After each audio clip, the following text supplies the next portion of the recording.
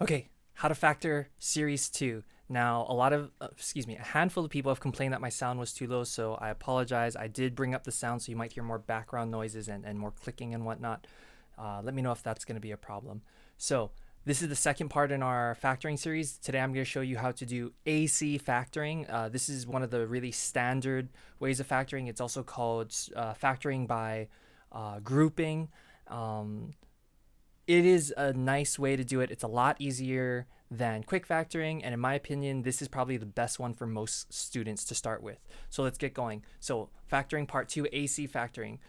Couple of pros. This is very step oriented. There's a lot more steps than the last one. There's not as much, oh, just try this out, play with this. It's a lot more steps. There's only one step where you kind of need to play around with things. Secondly, it breaks things down nicely so it's easy to follow. So instead of saying, well, I don't know what I'm doing, you can say, well, I know how to do steps 1, 2, 3, but I don't know how to do steps 4, and that screws me up for the rest. So it's really, really nicely broken down. The bad thing is it takes a lot of time to do, and it's definitely inefficient once you get to higher levels. So if you're still doing this by the time you're in Alg 3 Trig or Alg 2 even towards the end of the year, you are going to get slowed down and it is going to hurt you a little bit, but using this for now to help you learn how to factor and build that kind of knowledge is a little bit helpful. So again, this is a good starting point, but it's like having training wheels on. I'm sorry, I don't know why it keeps going dark so quickly. All right, so let's go get into this. How to factor part 2. So we're going to go over how to do this first. So when we're doing AC factoring, the reason it's called AC factoring is first thing we do is we find A times C. So this isn't find AC. It doesn't mean find find an air conditioner. What it means is we take A and we multiply it to C. The question is, what is A? What is C? I'll show you guys in just a minute. Secondly, we find the factor of AC that sums to B. So A times C is going to equal something like question mark. And you're going to see, all right, that's cool, but what is A plus C now? So the first one deals with what's A times C. The second one deals with, okay, what are the factors of that add to B? Excuse me. Let's take this and we say, all right, now how do we make this go question mark plus question mark equals B? And I'll show you again. There's a lot of hand waving. I'll show you in just a minute. Then we split those factors, factor by grouping, factor out again. So let's kind of show you how that works. Same problem as last time. First thing we're going to do is we need to know what A is. Now, A is the coefficient of your x squared term. This is general notation. So if you have x squared here and there's no coefficient, there's no number in front, there's always an invisible one. Your B is going to be the number attached to your x. So in this case, this is going to be 5. And then finally, your C is -6 because that's your constant. It's the number without any variable. So now that we know what ABC is, in order to find A times C, this is going to be -6. Okay, that's all it is, A times C. Then it says find a factor that sums to B. Find a factor that sums to B. So the way we factor AC is we're going to say, what are the factors of -6? And again, those are things like -6 times by 1. 6 times by -1, 2 times by 3, or -2 times by 3, -3 times by 2. These are all factors of -6. The question is, which one of these factors also add up to B? So let's add these two numbers together. What's -6 plus 1? That's -5.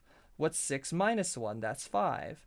What's -2 plus 3? That's going to be equal to 1. What's -3 times by 2? That's equal to -1. Now again, I know it says times, but the reason we write times is because they should multiply to get this top number and they should add to get the right number. Again, we're using it as kind of a double duty kind of thing. Now the question is, which one do we want? We want it to be equal to B, which is 5 in this case, so this one's our winner. So I'm just going to get rid of all the rest. Again, just as a reminder, all you do is you multiply A times C in order to get this new number -6. Then you say, what are the things that multiply to give me -6 in order to find out these pairs? Then finally, once you have the pairs, you add them together in order to see which one gives me B. So again, that's your first few steps. It is a little confusing. See how it's so much more clunky? There's a lot more steps, but it is a little bit easier to follow. Now that we know what it is, what we're going to do is we're going to actually take this 5 and split it into this 6 plus 1. So we're going to rewrite this equation up here. X squared plus blank minus 6. Now this is supposed to be 5x, But what we said is we're going to just split it into 6x plus negative 1x. Now the reason we're allowed to split it is because what we know is that 5 is 6 minus 1. That's what this is saying here. I didn't change the equation at all. We're just rewriting it a little bit. And I'll show you why in just a second. Once we're here, we're going to do what's called factor by grouping. What factor by grouping does is it says, let's group these first two terms here, and let's group these second two terms here. And then we look for what the common factor is. Now, what it means to be a common factor, again, is just what do both of these have? This is x times x. This is 6 times x. What do both of these have in common? Oh, they both have an x. So we can just take that out and just write down x plus 6. We're undistributing that. This was called greatest common factor factoring. Now we look at this next one. It's negative 1 times by x and negative 1 times by 6, because there's this negative here. And both of them here have a negative 1. So we just take that out. Negative 1 plus negative 1 parentheses x plus 6. Now the reason this minus turned into a plus over here is because once we took out the negative, it goes back to being a positive number, which is plus. All right. Now this is where we have what's called a sanity check, which is a way to make sure that we did this correctly. Whatever's in these parentheses should be the same. If it's not the same, that means you done goofed and we need to fix it. So then once you're here, it's the same. Now all you do is you just move this to the front. X plus 6, parentheses, and whatever's left. X minus 1. That's your final answer. Okay, that's how we do AC factoring. It's a lot more work than quick factoring, but it's a lot of steps. There's a lot of things that you can do. You can say, okay, well, I know how to multiply A and C. I know how to break it down. I don't know how to do this next kind of weird factor by grouping part, and that's exactly where I can help you with. That's why this method's nice. There's a lot of steps, so I can find out exactly where you're having trouble and I can help you.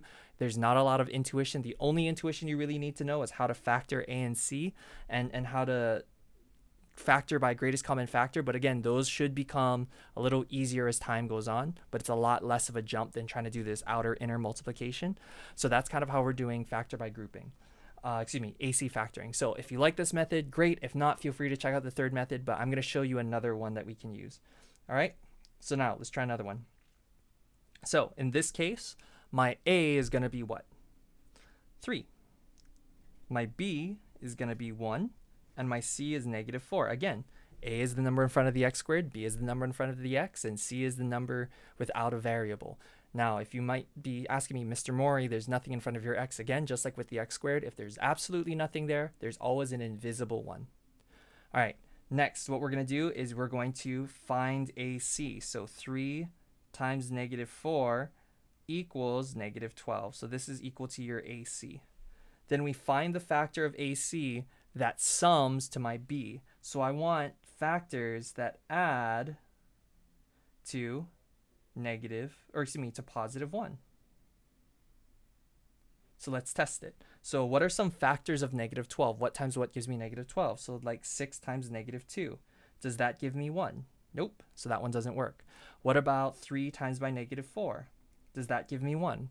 3 plus negative 4 is negative 1. So nope, that one doesn't work. So then what about 4 plus negative 3? 4 minus 3 is 1. Yep, that's the one we want. So we're going to just erase these other two. And then we're going to say, all right, this one right here, that's the one we want. Now, once we have the one we want, we just rewrite our equation, but then we split B into the correct one. So I'm going to rewrite it up here. 4 plus negative 3. And then we'll just write it as 3x squared plus 4x minus 3x plus negative 3x minus 4. And then we group. Now, let's look at this first term. 3 times x, 4 times x. Negative 3 times x, negative 4 times by 1. Now, if you notice, this first one, both of them have an x, but nothing else. So we take that out, x. And then we write what's left over, 3x. Again, that comes from here. And then 4. That comes from here, plus 4. And then plus, well, both of them have a negative, so we'll take that out. And then, really, that's all they have, that negative So we'll just take out the negative and we're left with 3x plus 4. And again, our sanity check said that these two parts should be the same, and they are. And then now that we know that they're the same, we can just factor those out. So we'll write this out. 3x plus 4 times by x plus negative, and there's nothing here. Everything goes away. But when we're factoring, as we talked about in our greatest common factoring video, when everything goes away, we're always left with a 1. And instead of writing plus -1, I'm just going to write -1. That's your final answer. Again, it's still a little confusing. Factoring is very difficult. I know a lot of you guys, when you're looking at this, you're like, oh my gosh, this is a lot of work. It's kind of difficult, but ask me questions. Shoot me an email. Ask me questions on Remind. More than happy to do video tutoring if you guys need it. This is just the brief overview. Not so brief overview, but it's just an overview.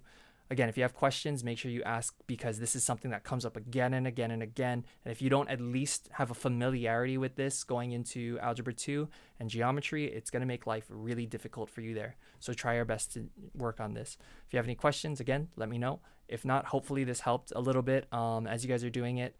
But yeah, just pick one method, and I'll see you guys in the next video.